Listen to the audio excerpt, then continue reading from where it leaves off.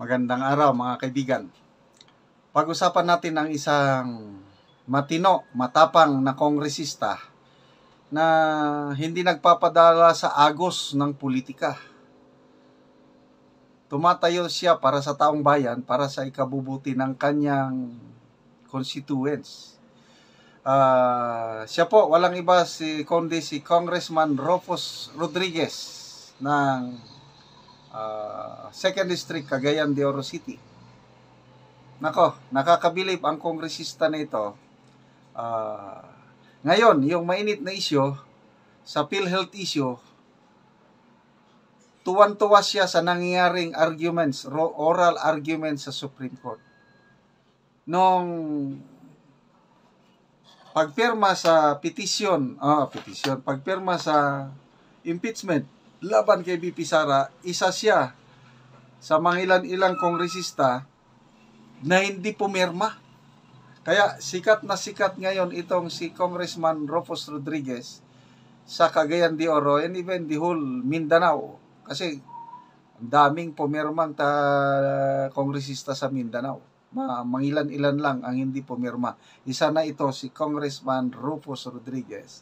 At dito, pagdating sa PhilHealth issue, against din siya sa posisyon ng gobyerno.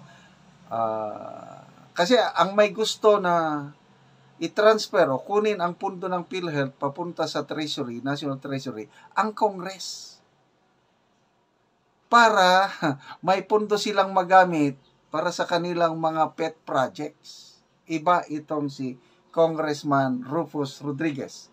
Okay, dito sa balita ng Philippine Star. Title, Void PhilHealth's 89 billion fund transfer. Yan ang balita. Ang pinag-uusapan dito si Congressman Rufus Rodriguez. So basahin ko. Cagayan de Oro 2nd District Representative Rufus Rodriguez lauded, pinuri the line of questioning and statements made by Supreme Court Associate Justice Amy Lazaro Javier during the oral arguments on the transfer of 89.9 billion PhilHealth funds to the Treasury. So ito yung kanyang exact statements. We commend Justice Javier for taking up the cudgels for millions of PhilHealth members, including justices and personnel of the Supreme Court and the entire judiciary. So, naniniwala po si Congressman Rodriguez na karamihan sa mga Supreme Court justices share the views of Lazaro Javier. Isa pa, si Associate Justice Kagiwa. Diba yung isang COA commissioner, Malilin, na lumalabas na parang bias siya. May conflict of interest. Dinidipinsahan niya na ngayon ang DOF, ang Finance Department. At sabi is there a conflict of interest there? Sinupalpal kagad ni Justice Kagiwa. Kaya nakakatuwa po, nakaka-revive, nakakabigay pag-asa ang nangyaring oral arguments sa Supreme Court. Dahil itong mga maestrado natin, ako naniniwala rin, karamihan sa mga maestrado, they share the same views with Justice Amy Javier. Okay, so Rodriguez urged the High Court to now invalidate, ruling na, invalidate PhilHealth fund transfer to the National Treasury before the national government finds excuses to not return the funds. So, may nagsalita na po ang palasyo through their press officer na I don't know kung maasahan ba ang kanyang salita o hindi. Kung sakali magdesisyon ang Supreme Court na utusan ng Supreme Court ang administrasyon ni Marcos Jr. na ibalik ang pundo, handa daw ang administrasyong Marcos Jr. na ibalik Kaya lang, pahayag ito ng bagong talaga na palace press officer na karamihan sa kanyang mga pahayag ay mga opinion niya. Nakakalito, nakakadismaya po. Itong mga ganito na, is that the, tanong ng mga media, is that the official stand of the president of the palace? Oh no, this is just my opinion. Opinion lang, salita ng salita, opinion lang. Tapos, ang galing niyang umatake sa mga Duterte, doon siya magaling.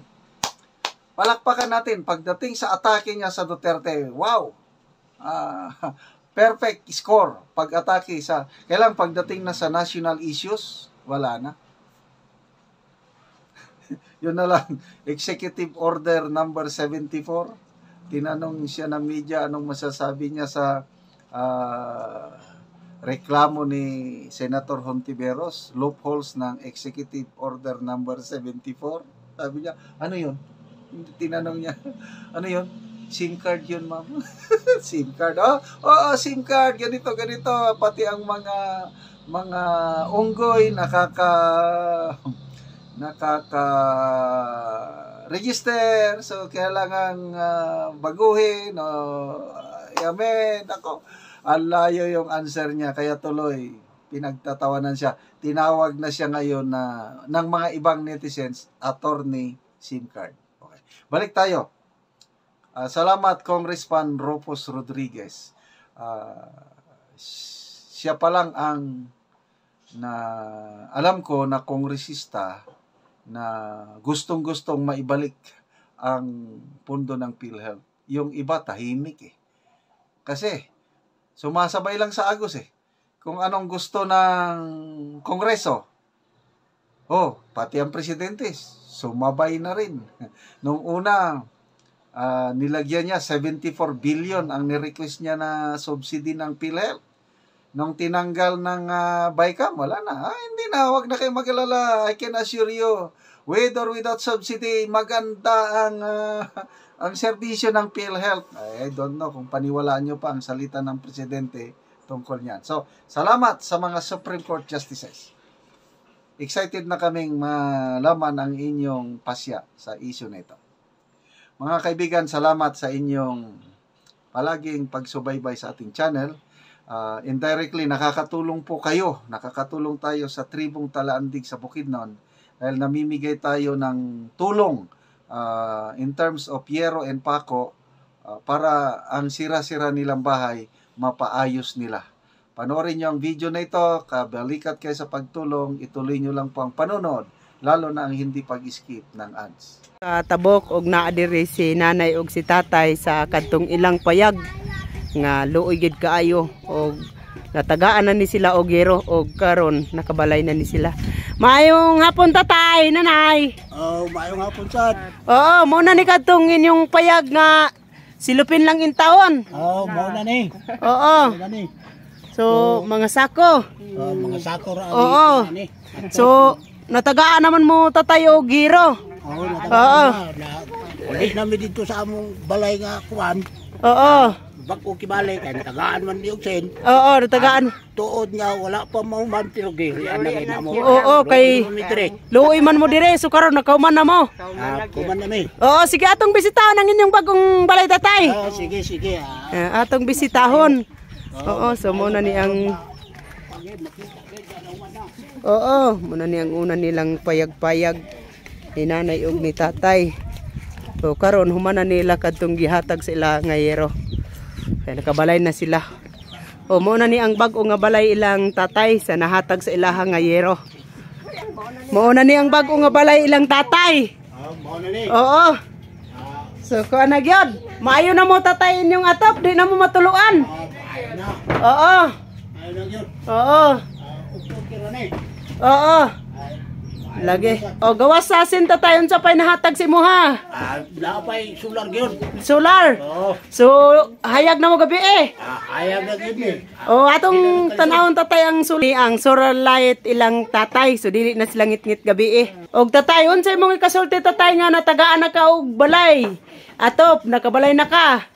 Nagpasalamat ko sa Ginoo kay Oo. na tagaan ko og sintuod lagi nga wala pa nimo man ang akong balay giwala Oo. mo. Oo. Kay nadira ang nagtan-aw sa picture. Oo. Picture tube. Oo. Uban pa nga pare sama ni Sir. Oo. Na lugar nakatanaw kayo sa mga katawhan niya iyang tabangan ang mga tao. Oo. Ayaw gani nagpasalamat ko kay napil ko sa akuan. Oo. Kining tabang lugar Oo. sa mga manghimong balay. Oo.